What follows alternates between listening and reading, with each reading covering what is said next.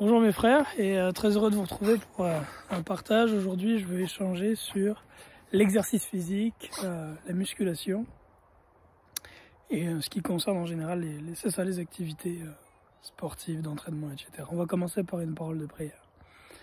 Père, merci pour ta bonté et ta fidélité. Nous venons devant toi au nom de ton Fils Jésus-Christ et nous te demandons, Père, de nous nourrir par ta parole, nous diriger par ton esprit, afin de nous amener à croître, grandir, nous affermir à la pleine stature de ton Fils Jésus-Christ. En son nom nous prions. Amen. En 2008, il y a une quinzaine d'années, lorsque, quelques temps en fait après que j'ai donné ma vie au Seigneur Jésus-Christ, quelques semaines ou mois après, dans les jours qui ont suivi, le moment où j'ai arrêté de fumer la cigarette, j'ai vécu une forte expérience avec le Seigneur. Une nuit où j'ai vraiment senti en fait la présence de Dieu venir dans ma chambre d'étudiant. J'étais en 3e année d'université et une grande conviction qui venait avec par rapport à certains péchés qui étaient dans ma vie et dont le Seigneur me demandait de les délaisser. L'une des choses sur lesquelles j'étais convaincu cette nuit-là, c'était par rapport à l'exercice physique. À l'époque, j'avais 22 ans, puis je me levais 5 jours semaine, à peu près du lundi au vendredi à 5 h du matin pour aller à la salle de sport, pour m'y entraîner. Je faisais de la musculation, je poussais de la fonte et puis je prenais des protéines et mon but c'était de devenir fort, costaud, d'avoir beaucoup de muscles. Et cette nuit-là, en fait, j'ai vraiment ressenti une forte conviction que le Seigneur m'appelait à délaisser cette habitude de vie que j'avais, à délaisser donc la musculation. Je sentais cette conviction-là, mais c'est pas quelque chose qui me plaisait du tout. Je ne connaissais pas la parole à l'époque. Et ce que je faisais, en fait, c'est que lorsque j'avais une question à poser à Dieu, que je recherchais une réponse, j'allais prendre tout simplement les Écritures, puis je les ouvrais au hasard pour obtenir ma réponse. Et cette nuit-là, à ce moment où je suis sur cette conviction, j'ouvre la parole et je tombe en fait sur un passage de la Bible qui est le seul passage des Écritures qui parle de l'exercice physique. C'est dans 1 Timothée, chapitre 4, et c'est au verset 8, où Paul dit à Timothée, le jeune Timothée, un frère qui devait probablement être dans la vingtaine lui aussi, avec toutes les tentations que représente cet âge de la vie et ce temps du célibat, il lui dit « Exerce-toi la piété, car l'exercice corporel est utile à peu de choses, tandis que la piété est utile à tout, ayant la promesse de la vie présente et de celle qui est à venir. C'est là une parole certaine et entièrement digne d'être reçue. » Donc je répète, exerce-toi à la piété, car l'exercice corporel est utile à peu de choses, tandis que la piété est utile à tout, ayant la promesse de la vie présente et de celle qui est à venir. C'est là une parole certaine et entièrement digne d'être reçue. Alors évidemment, après avoir reçu cette parole, j'ai été très clairement convaincu, et puis j'ai arrêté de la pratique de la musculation que j'avais à l'époque. J'avais un gros sac de whey, de protéines, je prenais des shakes de protéines, je m'en suis aussi débarrassé. Mais ceci étant dit, ça n'a pas forcément duré longtemps parce que dans mes 5 premières années avec le Seigneur, je pense que par 3 fois, en fait 2 fois après ce moment-là, 2 autres fois, je suis retombé dans cette pratique de la musculation. Et 2 autres fois, le Seigneur a eu me reprendre et me châtier pour m'amener à la repentance. Alors aujourd'hui, ce que je veux partager avec vous un petit peu, c'est ce que j'ai compris par rapport à la place que l'exercice physique peut avoir dans notre vie en tant que disciple, par rapport au danger que ça représente aussi pour notre marche avec le Seigneur Jésus-Christ. Tout d'abord, dans ce passage, lorsqu'on voit ce que Paul écrit à Timothée, on voit qu'il met l'exercice physique et la piété en lien. Il les met sur un même niveau, si on veut. Il y a une comparaison qui est faite, mais une comparaison dans un esprit d'exclusivité. Ce que je veux dire par là, c'est que l'idée est la suivante, c'est que si je pratique la piété, si je donne de l'énergie, du temps à la piété, ben ce temps que je donne à la piété, je ne pourrai pas le donner à l'exercice physique. Inversement, si je donne du temps, de l'énergie à l'exercice physique, à l'exercice corporel, ben ce temps, cette énergie que j'ai donnée dans cette partie-là, c'est un temps que je ne donnerai pas à la piété. Et donc les deux sont mutuellement exclusifs. L'un exclut l'autre en quelque sorte. Et l'autre point qui est important, c'est que la piété fait référence à ce qui a trait à l'esprit, l'exercice corporel fait référence à ce qui a trait à la chair. Évidemment, en tant que disciple de Jésus-Christ, ce que nous désirons, c'est marcher non selon la chair, mais selon l'esprit. Mais c'est celui des deux que nous nourrirons le plus qui dirigera notre vie.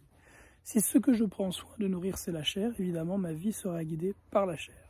Si ce que je prends soin de nourrir de façon primordiale, c'est l'esprit, ma vie sera guidée par l'esprit. Et les deux ont une volonté qui est contraire. C'est ce qui est dit d'ailleurs dans Galates 5 au verset 17, on peut le lire ensemble. Galates 5, 17, Paul dit, au verset 16, « Je dis donc, marchez selon l'esprit, et vous n'accomplirez pas les désirs de la chair, car la chair a des désirs contraires à ceux de l'esprit, et l'esprit en a de contraires à ceux de la chair. Ils sont opposés entre eux, afin que vous ne fassiez point ce que vous voudriez. Si vous êtes conduit par l'esprit, vous n'êtes point sous la loi. » Il continue, « Or les œuvres de la chair sont manifestes, ce sont l'impudicité, l'impureté, la dissolution, l'idolâtrie, la magie, les inimitiés, les querelles, les jalousies, les animosités, les disputes, les divisions, les sectes, l'envie, l'ivrognerie, les excès de table et toutes choses semblables. Je vous dis d'avance, comme j'ai déjà dit, que ceux qui commettent de telles choses n'hériteront pas le royaume de Dieu. Mais le fruit de l'esprit, c'est l'amour, la joie, la paix, la patience, la bonté, la bénignité, la fidélité, la douceur, la tempérance. » Amen. Dans ce passage-là, Paul met en opposition les fruits de la chair et les fruits de l'esprit.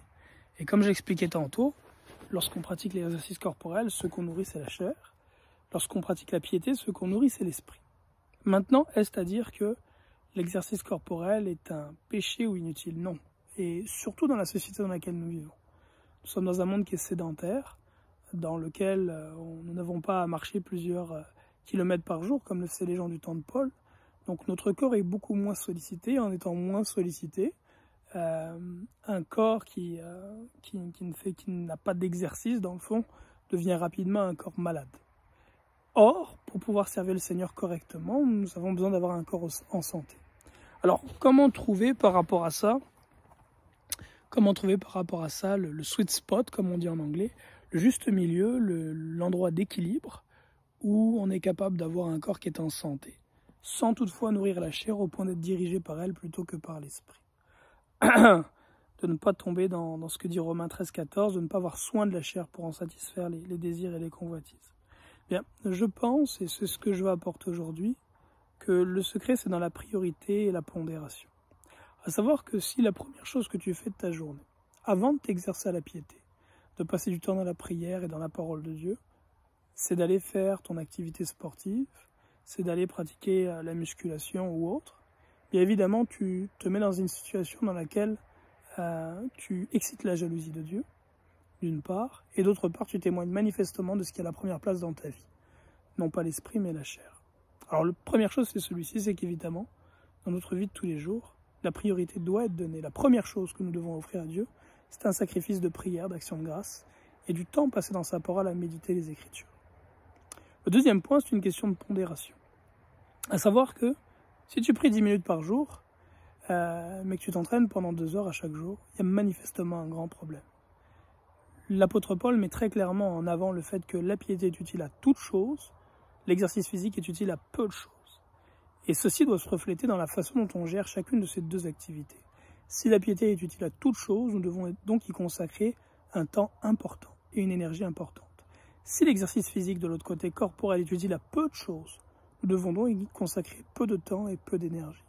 Ainsi, mon frère, il serait sage et sensé de dire que si dans ta journée, tu as passé 3 heures dans la prière, la dévotion au Seigneur, l'étude de la parole de Dieu, et que tu passes une vingtaine, trentaine de minutes dans l'exercice corporel, eh bien que tu as une pondération, tu as une répartition des choses qui est bonne et agréable.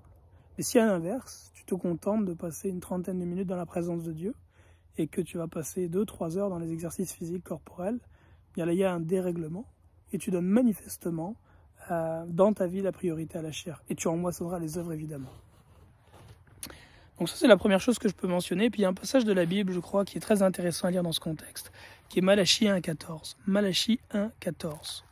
Malachie 1,14 qui parle un petit peu de cette idée de ce qu'on offre à Dieu versus ce que on se donne pour nous-mêmes. Malachie 1,14 où Dieu prononce une malédiction. Malachie, donc le dernier livre de l'Ancien Testament, il dit ceci. Maudit soit le trompeur qui a dans son troupeau un mâle et qui voue et sacrifie au Seigneur une bête chétive. Donc il dit, maudit est l'homme qui a dans son troupeau un mâle, qui a une bonne bête dans son troupeau, un bon animal, mais plutôt que de sacrifier ce bon animal à Dieu, va lui sacrifier la bête chétive. Et il en est de même aujourd'hui dans la Nouvelle Alliance. L'Écriture dit qu'aujourd'hui nous nous présentons nous comme des sacrifices vivants. Nos prières, nos actions de grâce, tout ça sont des sacrifices vivants. Si le meilleur moment de ma journée, je le donne pour l'exercice corporel, si le plus gros moment de ma journée, je le donne pour l'exercice corporel, et je viens donner au Seigneur les miettes, les restants de ma journée, bien évidemment, le Seigneur n'acceptera pas et ne recevra pas favorablement mon sacrifice. Donc ça, c'est un point qui est important. Je n'ai personnellement, mes frères, jamais vu un homme qui ait grandi à l'image de Christ par l'exercice corporel. En revanche, j'ai vu beaucoup d'hommes qui ont grandi à l'image de Christ par l'exercice de la piété.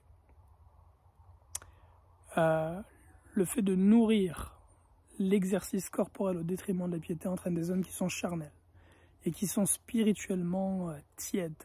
À l'inverse, les hommes qui nourrissent leur vie de prière, de consécration et de méditation sont des hommes dans lesquels l'Esprit de Christ grandit, croît et dont le témoignage est visible par les fruits qu'ils portent. Enfin, le dernier point que je vais aborder, c'est que dans ce passage de Timothée, le terme exercice corporel, c'est gymnasia. Aujourd'hui, on parle d'aller au gym, par exemple. Et je veux parler un petit peu de ça. C'est que si faire de l'exercice corporel n'est pas une mauvaise chose, mais une chose qui est peu utile, et donc qui doit avoir une place restreinte dans notre vie, il y a aussi le lieu et la façon dont cet exercice est pratiqué. Et je vais vous mettre en garde, mes frères, par rapport au fait d'aller dans les gyms et autres lieux de culte du corps, pour plusieurs raisons. Premièrement, ces endroits-là, les gyms, sont des vrais temples de l'adoration du corps. Et je ne crois pas qu'il soit sage d'aller avoir part en fait à cette table des démons avec ceux qui s'y donnent. D'autre part, ce sont bien souvent des endroits dans lesquels les musiques mondaines sont répandues. Là encore, tu souilles ton esprit en allant dans un lieu comme celui-ci. Enfin, c'est un lieu de convoitise où il est très facile de tomber dans la convoitise. C'est dans ces endroits-là, dans les gyms, qu'on va trouver bien souvent les femmes avec le corps physique qui est le plus beau et qu'elles présentent de façon dénudée. Donc comment être dans cet endroit et ne pas tomber dans l'impudicité, la convoitise. L'Écriture nous dit de fuir l'impudicité. Dans la promiscuité aussi, dans les lieux où les hommes vont se laver, les femmes se laver. Beaucoup d'homosexuels vont dans ces endroits-là. Donc tu vas te doucher devant d'autres hommes qui vont te convoiter. Pour toutes ces raisons-là, je crois qu'il n'est pas bon, qu'il n'est pas sage, qu'il n'est pas bienséant d'aller dans ces lieux-là que sont les gyms. Nous avons besoin, certes, de faire un peu d'exercice physique afin de garder un corps qui est en santé. Tu peux le faire chez toi, tu peux le faire au parc, tu peux le faire de façon saine, agréable, sans te mettre dans une position dans laquelle tu vas tomber dans la convoitise, risquer d'être tenté ou de tenter d'autres. C'est un petit peu ce que j'avais à partager pour aujourd'hui, mes frères. Donc mon encouragement, c'est passer du temps dans la prière, du temps dans la méditation de la parole de Dieu, donner la première place aussi dans votre vie, que ce soit dans vos journées ou dans le temps que vous y a donné. Et pour ce qui est de l'exercice corporel, que cela puisse avoir une place dans votre vie qui est minime par rapport à l'exercice physique, afin que vous puissiez porter les fruits de l'esprit, être dirigé par l'esprit et glorifier Dieu notre Père en portant des fruits qui sont les fruits de l'esprit, comme son Fils Jésus-Christ. Soyez bénis abondamment. Shalom.